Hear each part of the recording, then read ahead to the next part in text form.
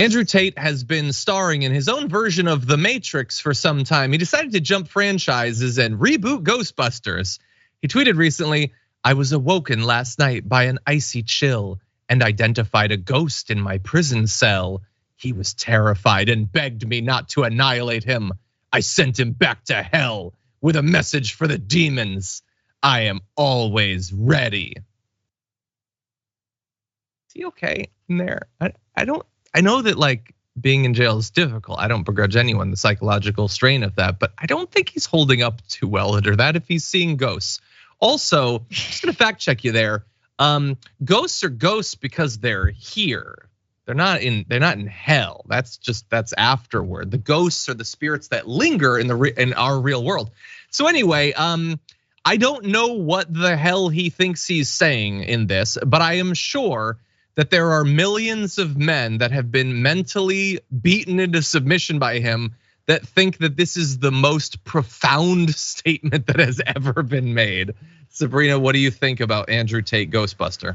I love that he's transitioned from, alpha Chad type character into this 1800s Victorian poet on Twitter. What a transition.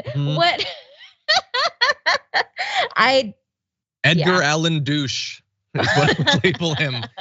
But anyway, yeah, this so reminds me of I forget what the reason was, but we were talking recently about Madison Cawthorn and how Republicans love winning against things that aren't real. So like he would go into the woods and punch like a dead tree to look impressive.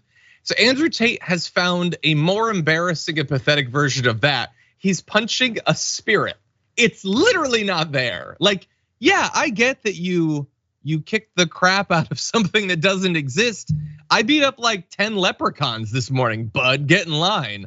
Anyway, it's just like faux bravado and strength. I really hope that the longer he spends behind bars, some people will wake up to the con that he's been running on them. Because look, we talk about this and we joke and everything because he's awful, and it's fun to read replies like from Mike Stukeberry who says, "Was it the ghost of incels past?" That's funny. I like that.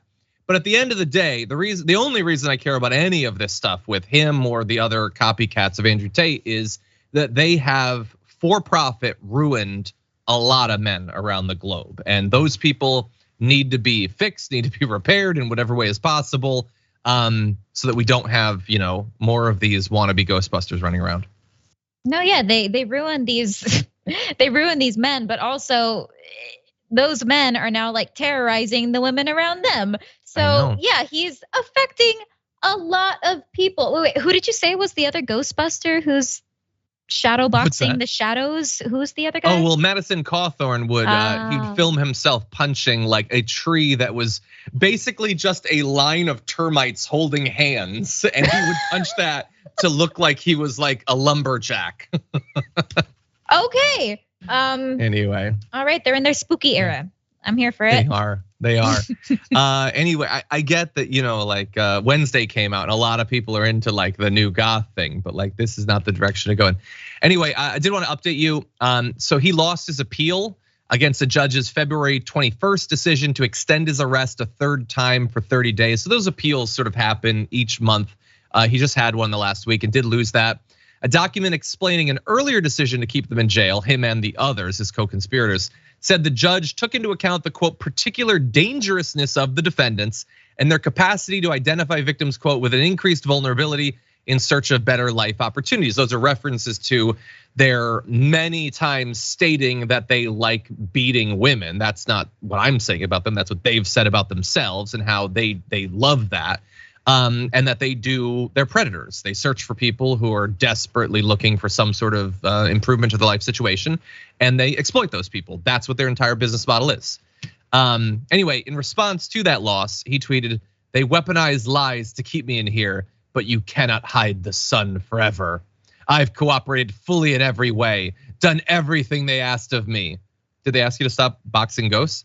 Anyway, I have 500 pieces of video, photo, and other evidence proving my innocence, but I am still in jail. What does Romania want from me?